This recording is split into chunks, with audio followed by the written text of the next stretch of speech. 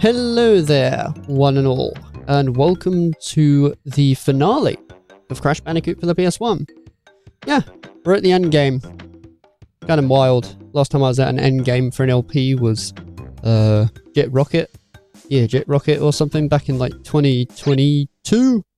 Yeah, that was when I did it for the WiiWare. In fact, I streamed that and then edited it down and stuff in my own little video editing program. But that's not really the same anymore, is it? Because I got kind of like bored over time of doing that. I thought, on streams, I'm not the most talkative person, so there's just a lot of dead air. And it really should have just been kept as just the stream itself. Because trying to balance and do two things at the same time for that was just, it just was not really working out that well at all, to be honest. Anyway, yeah, this is the level Fumbling in the Dark, which, well, Fumbling in the Dark is a bit of a strange one, really. Like, you have to use an awful lot of these Aku Aku masks to get light across the place, but you do have to be, like, ultra quick. And there's parts of this which kind of scare me, because, well, I don't like spiders. I really do not like spiders, and they appear out of nowhere because of, like, the draw distance for the PS1, and it's just like, oh man. Like, you'll see what I mean when we get to it also. The pendulums and the rats and stuff, I don't mind too much, but it's just, first off, you see them in the air. When they're in the air, they're not that bad, it's just when they're on the ground. And this is one of the more trickier levels, really. See, that one right there, it's dangling, so it's not really, doesn't really get to me that much. Even though you can sort of see them, like, with their placeholders beforehand, like we saw that in some of the other Ruins levels as well. But eventually, yeah, see, it's that. It's like, what the fuck? And they jump too, and they jump. It's like, come on, seriously? I can't remember exactly what it was like in the Insane Trilogy version, to be honest, because most of the time these days, whenever I play Crash 1, I always seem to go back to the PS1 version, which is strange, because, like, I've said time and time again, you know, that the Insane Trilogy version is, like, the better way to experience Crash 1, as it's more forgiving. Not completely forgiving, but more forgiving. But there's just something about the colour palette and the charm and the feel of the PS1 that just appeals to me more, I find.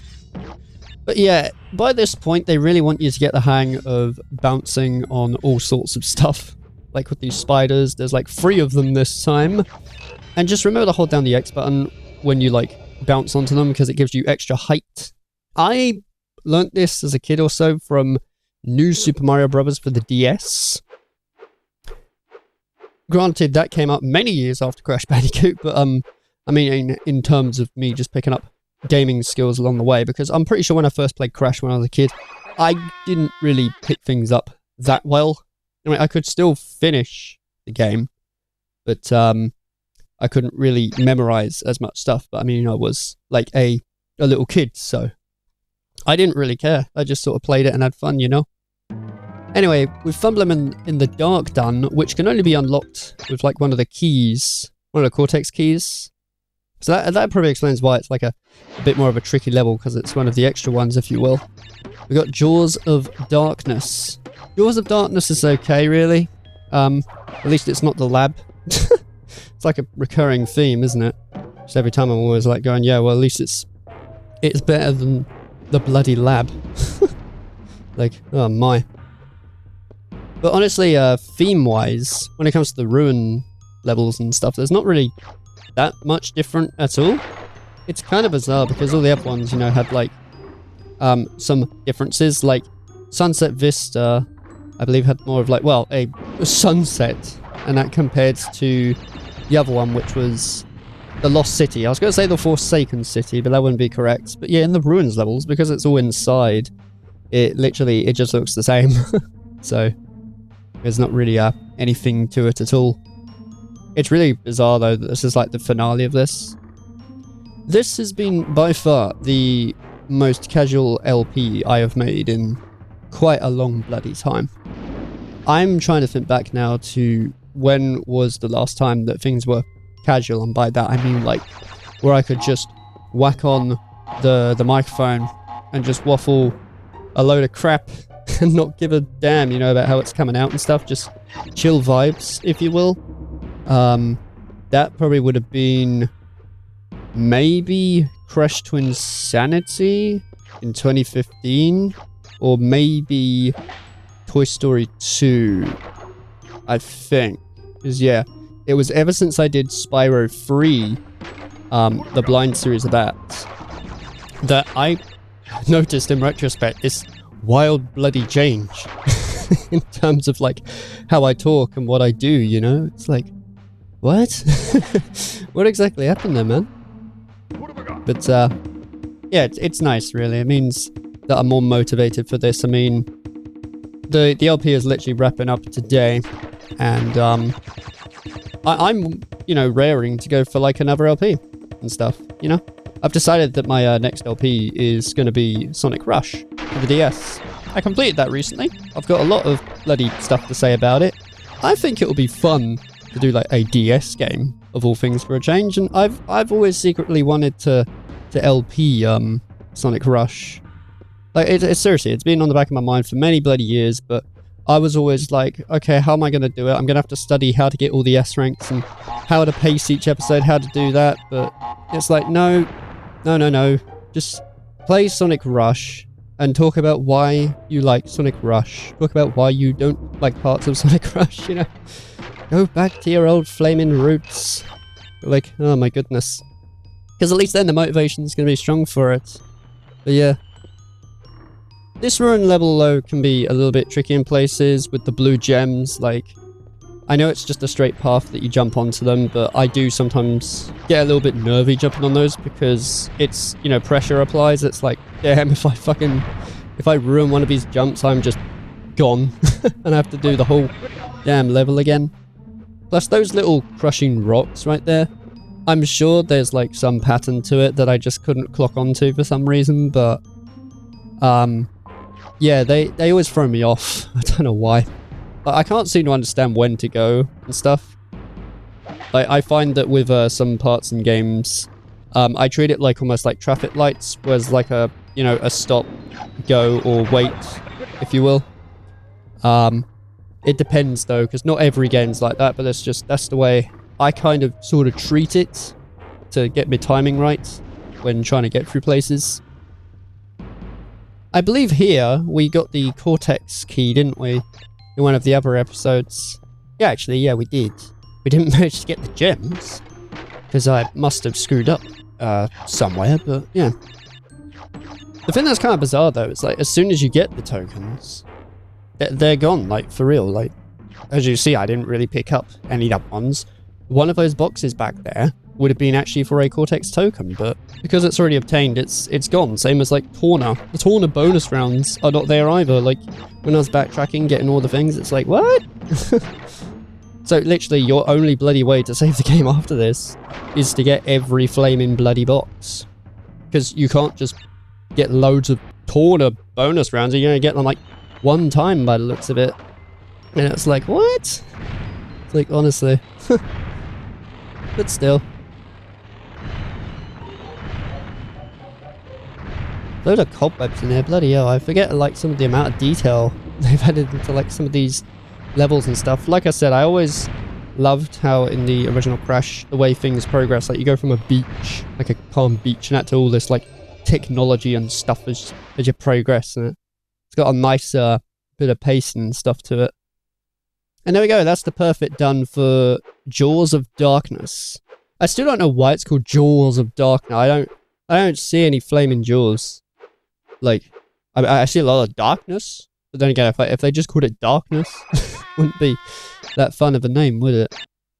Yeah, that's 25 of 26 gems, so that means we've got one of them left. Funny enough, the last one that we're gonna get is in one of the levels that I usually don't have that much trouble with. It's been a while since I've seen the episode of it, so I can't really remember exactly what happened in Castle Machinery. Hold on. I'll see when I get to it. Oh, yeah, that's right. Yeah, of course. Because if you have, like, the green gem from the Lost City, it's either Lost City or Sunset Vista, it just skipped out the whole entire level, but now we actually get to see the level in full, and honestly, I like this level. This is one's really fun to try and do to 100% because there's nothing, like, really strangely designed about it. I vividly remember actually in, oh man, I think it was like the year 2014 or something. It was when Super Genius was doing LPs of the Crash Bandicoot games. He hadn't played Crash Bandicoot in a while. And even when he got to hearing it, he managed to do this level to 100%. It's like, oh, cool. Sweet. Like, there's parts where it can get a little bit stressful for timing and stuff, but by this point, if you're used to it in the other levels, it'll be not really much of a problem here, you know? And also the music's nice too. The remakes versions of the songs are pretty good. I've talked about this before, but for custom machinery and stuff, I don't know, I find that the PS1 version is pretty much fine how it is. Not to say that the remake's bad or anything, but I'm just saying they're both sort of on par, if you will. But yeah. It's gonna feel different talking about Sonic after this, because I found with Crash there's only so much I can talk about, hence why it's kind of good now that I can just, you know, if I feel like talking about other things, I bloody will. As I'm in the gameplay, does all the talking itself. You know, looking back in retrospect, that's probably why I find that Sonic Heroes that I did in 2016 is still somewhat okay. The reason why I say somewhat is because I say a lot of stuff and things and stuff like that, like every 5 fucking seconds. It gets annoying after a while, but in terms of the commentary itself, its focus, you know, because like the gameplay was already recorded and I was just talking over the top of it really and just waffling, if you will. But granted, there was like a very serious side to it as well. Looking back, it is kind of interesting looking back on some of the past projects I've done and just noticing, wow, what the hell? Why am I talking like that? Especially when I look back at the very, very old ones, and then I can just see the sides of me where it was, if something happened, I just did not care at all. I'd just be like, oh, I guess that happened, but oh well, it's going in the final product. To then suddenly making sure everything was spot on perfect and doing retakes and stuff, you know, it's like, what? I much prefer the older side that I'm now returning to. So there is that. Oh, there's also a bit of a bizarre part of this level that, upon first sight, it might seem a little bit confusing, but when you get to things like Crash Bandicoot 4, if you've never played this sort of game beforehand, that might sort of throw you off. It's like, wait, what? And I'll get to it when we get to it. Like, it's not going to take too long, but it involves like the placements also of the boxes. Yeah, this part right here. So you don't want to just go ahead and bounce on all of them. You have to strategically figure it out. So what I tend to do is get all the ones from the top first, then do the bottom, but just make sure you hold down the X button on this, because otherwise you ain't going to give the Bandicoot enough altitude to get to the top of the platform. That's my strategy. I'm sure there's like other strategies and stuff, but when you get the things like Crash Bandicoot 4, that stuff right there, you're going to see that all the bloody time. Like, you're just going to have to get ultra used to it, unfortunately. But, you know, with a bit of practice now it gets there, really. These Steam things, I could never really figure out the pattern also in the past, but you just sort of, it's always like the second one-ish after it. It's poorly explained, but just have a look at what I did there. I don't know exactly how to explain it normally, but yeah, that's the tactic also to it. And that is the level done. I love how it's a bit of a tease at the start as well, like you can see the end, it's like, oh, there it is, and you're trying to jump it, and you fall down all the way to the bottom, and it's like, oh man, I got to do the whole level, how dare you, game designers. Nobody talks like that, but I imagine something similar to that would be going on in the head or so. And ain't that bloody crazy? I was a little bit shocked by this. So it went from 94% to suddenly 100. I think that was probably because of that weird thing that I said where even though I beat the game and stuff, it kicked me all the way back, like before the lab. And it was just like, what? When I streamed this or so this year, it just went from 98 to 100, which made more sense. But when I go back here, as you can see, I'm completely shocked by it because I now suddenly don't have to do the lab or any of the other levels again. Like, I can just go on to the final bit. I didn't get it at all, but you know what? I'm not complaining.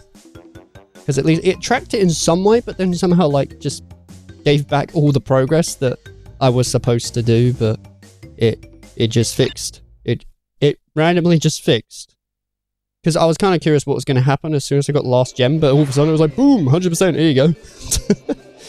It's like, wow, so that must mean then, that must mean then when it comes to the game data also of this, as soon as you get all the keys and all the gems, that just skyrockets the percentage to 100, so in regards to what levels you've cleared, it perhaps doesn't matter? I don't know, but either way it's done, isn't it? Anyway, when you get all the gems, instead of going off to fight Cortex, when you go back into the Great Hall, the gems that you are collecting are actually platforms, which I think is bloody amazing. Unfortunately, in the Insane Trilogy, they just make them into regular platforms. I kind of prefer it if they were the gems themselves, because, I mean, it makes sense. You know, you're collecting them, and it's the platforms that help you get to here. And, well, this is the ending. Torno is just randomly on a bird. I don't know where the fuck she got the bird from, but yeah. Somehow she's escaped. She was being held hostage or so in there. And mysteriously she's just here. And Cortex, I guess, is just now forever waiting. He's like, bloody hell, where the hell's this Bandicoot gone? He's just buggered off on a bird with his girl. The other reward you get, though, is like this epilogue. I think it's called epilogue. Anyway, it shows you like all these modern day perspectives of these characters. So that's all nifty, isn't it? That's quite wise there, Puppy Papu. Quite wise indeed. This is the crazy one though. Look at this. Bloody Ripperoo. After intense therapy and 8 years of higher education, Dr. Roo went on to write the well-received book, Through the Eye of the Vortex, a study of rapid evolution and its consequences. Like, what the fuck? Goes on to get like a full-on career. And KoalaCon moved to Hollywood and landed a motion picture deal of universal proportions. Currently he's working with a speech therapist to improve his diction. Like, oh wow. Such random endings to these. I just thought it was going to be, you know, the villains just go back to their home, or they get demutated back to their original forms. But no, this shit's going on. Pinstripe moved to Chicago, where he now owns and operates a city-wide sanitation company. He is saving money for his upcoming gubernatorial campaign. Right. After the disappearance of his mentor, Dr. Nitrous Brio rediscovered his first love, which is a tending bar. Huh. Okay. He also looks really thin and, like, tall. I've just noticed that also. But maybe they couldn't, like, model his body properly or something. I don't know, it's kind of bizarre. And as for Cortex, it says, the world has heard nothing more of Cortex since Crash 4D's plans, but evil geniuses are harder to squash than cockroaches. Well, that is true. That is true. And yeah, that's the ending. I do kind of wish that this ending would trigger also, you know, as soon as you defeated Cortex. Because I just find it kind of bizarre, like how long is Cortex going to be, you know, on the ship waiting for the Bandicoot? Until he calls it quits. Like, what? Anyway, yeah. That is Crash Bandicoot for the PS1, everybody. Pretty fun time. I'm not too sure why I chose this game of all things to return back to, or so. It's probably because I played Crash a lot as a kid, and one of the series that I'm more consistent with. And I had a lot to say about it. I wanted a bit of a challenge or so to go for the 100%. And yeah. It's been a good time, really. That's all I have to say about it, really. I mean, you've heard me talk about all the other things about it. Now time to move on to Sonic Rush, I guess. My oh my, there's a lot to say about that one. Especially the fact that because it's on the DS, it's got like 2 screens, so I'll sort of like experiment over time just to see like how to display it and stuff. But yeah, honestly, wow, kind of mad. This is it. This is the end of the actual series itself. That's crazy. It's a shame though how like on episode 1 I screwed up on the bloody editing of the voice on my commentary because it was on the left side of the ear. It's like, what? Anyway, yeah, it's been sweet. See you in the next LP.